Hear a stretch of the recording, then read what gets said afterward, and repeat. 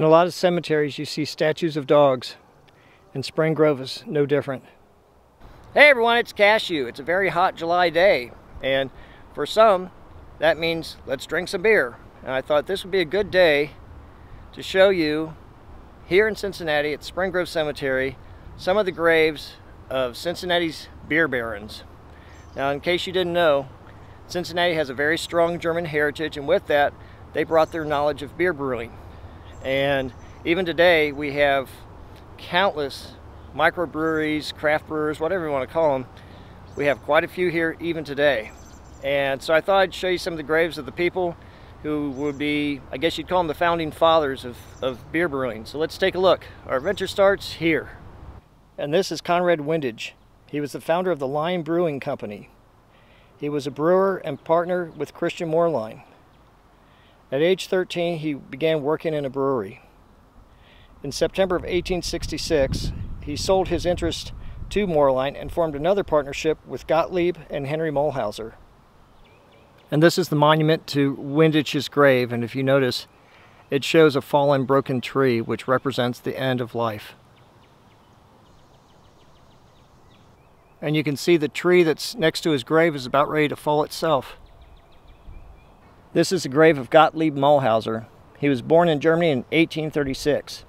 He organized the Lion Brewery with his brother Henry and Conrad Windage in 1866 and was one of the first in Ohio to bring ice machines into the beer brewing business. In 1882, he introduced 2 large Arctic ice machines for cooling the cellars of the plant. The plant operated until the start of Prohibition in 1919, and in 1934, with Prohibition repealed, the brewery reopened under new owners and was known as the Burger Brewing Company.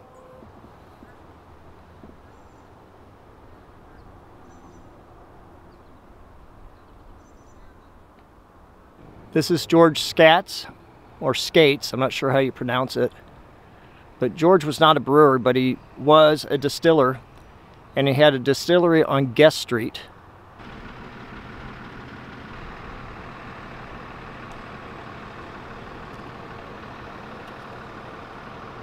It's said that there are more weddings here than funerals at Spring Grove Cemetery, and I believe it.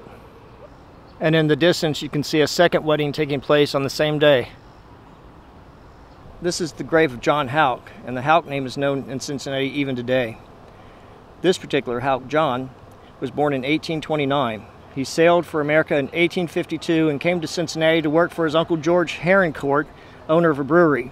He later worked at the Lafayette Brewery, and in 1858 he married the owner's daughter.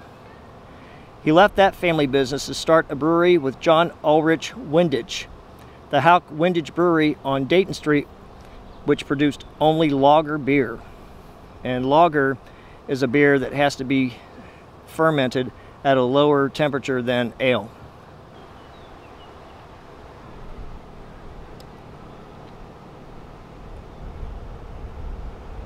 And if you look closely, you can see faces under the statue's base. This is Frank Langdon Perrin. He was born in 1857 and lived on Lafayette Drive in Clifton. And that's a community in Cincinnati. And he lived in what's known as Bishop's Palace and died in New York City at the Yacht Club in 1947 of pneumonia.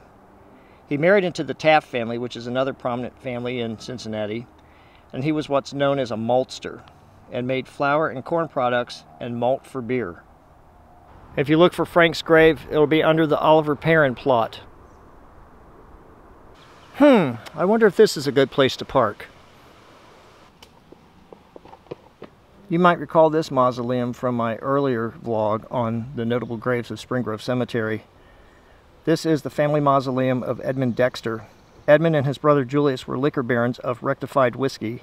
He was an Englishman who was a highly successful downtown Cincinnati liquor distributor. The cost of this mausoleum equals almost $2 million in today's money. His mansion at 4th and Broadway Streets was one of the city's finest and hosted many a mover and shaker, including Charles Dickens in 1842 and the Prince of Wales in 1860. And the 3 plots behind me is known as the Beer Baron section. I'll show you why. This is the grave of Rudolf Reinbold Sr. He was born in Germany and worked at family-owned and commercial breweries while living in Germany, and moved to the United States in 1848. He brought considerable brewing experience with him, and in 1859 started a partnership with the Kaufmann family. And above his name you can see where it says, "Here lies Rudolf Reinbold Sr." in German. As you can see, Rudolf was also a Mason. Unfortunately, due to weather or vandals, the bust is missing.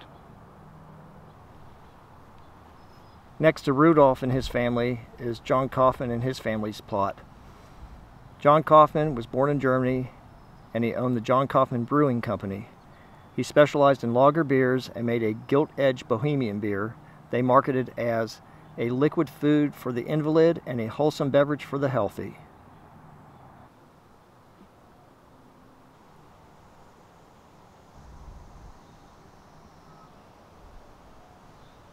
Like Reinbold, Kaufmann was also a Mason.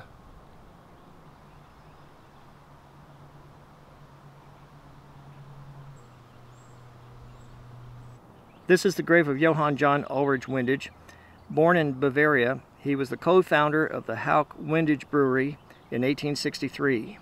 As he was dying, he sold his share to Hauck for $550,000, the largest business transaction recorded in Cincinnati up to that time.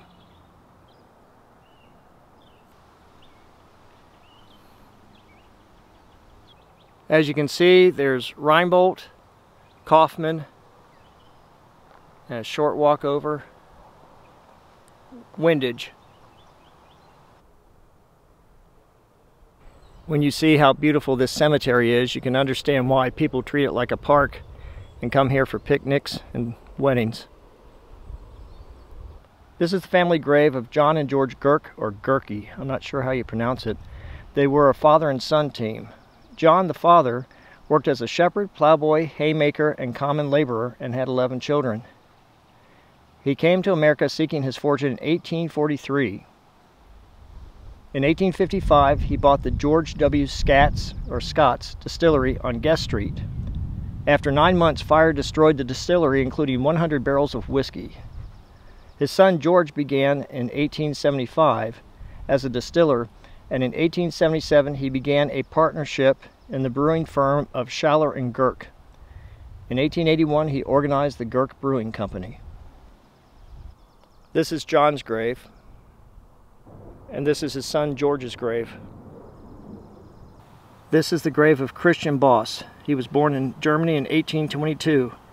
He owned Gambrinus Brewery and Gambrinus Stock Company, in which was the first stock company ever organized in Cincinnati for the purpose of making beer.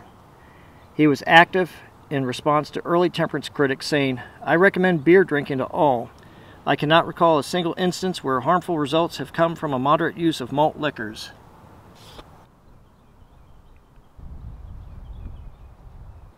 Oh, and wait till you see our next grave. This is beautiful. This is the grave of Heinrich Henry Wiehlert.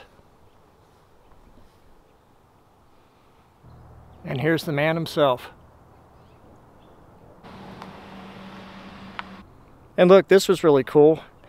A member of Spring Grove Cemetery staff drove by and gave me a bottle of ice cold water. Just the thing for 91-degree weather.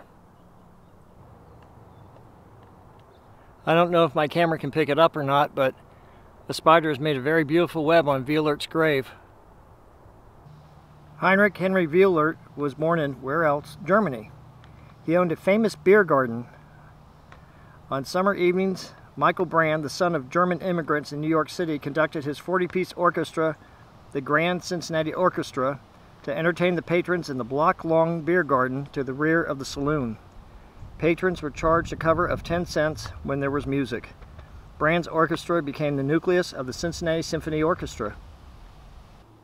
This is the grave of George M. Harrencourt. He was the first to brew lager and open large storage lager cellars. He was the uncle of John Hauck. He also founded the Philadelphia Brewery in 1847. Conrad Windage worked for Harrencourt when he first arrived in Cincinnati.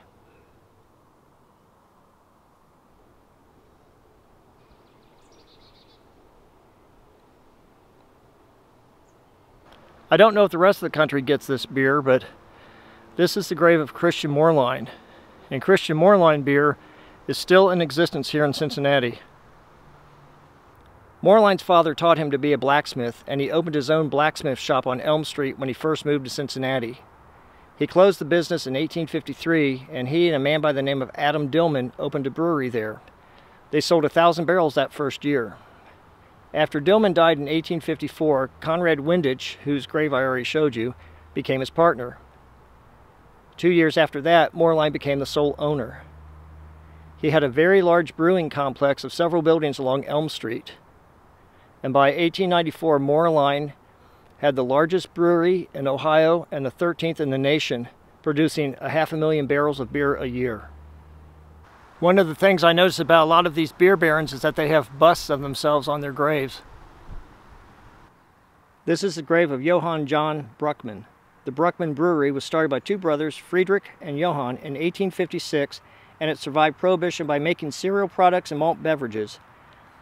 It was one of the first to brew beer again after the repeal of Prohibition, and it lasted until 1949. It was the furthest north of the Cincinnati breweries. Today, you can find its location at the intersection of I-74 and 75 at Central Parkway. It's where you find the Worthmore smokestack. This was a very difficult grave to find. This is the grave of Conrad Schulz Sr. Born in Strasbourg, Germany, he and brother Johan started the Washington Brewery on East Front and Main Street, and in 1834 produced 100 barrels of ale a week. This is the grave of Louis Berger. The Berger family established a malting business to supply malted barley to breweries throughout the Ohio Valley.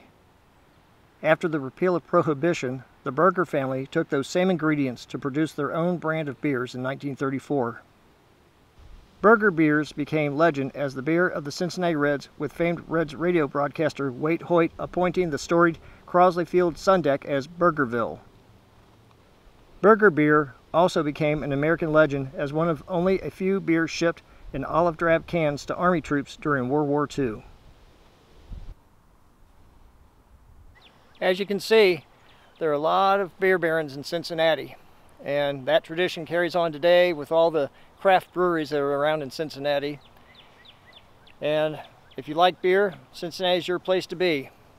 And if you like this video, give it a thumbs up, and be sure to click the subscribe button and ring the notification bell. And if you already subscribed and you have some friends who might like my channel, invite them to come along on our adventures. Be sure to check the description box down below, and I have links to my Patreon and my PayPal page if you want to help contribute to my adventures. Until next time, this is Cashew signing off.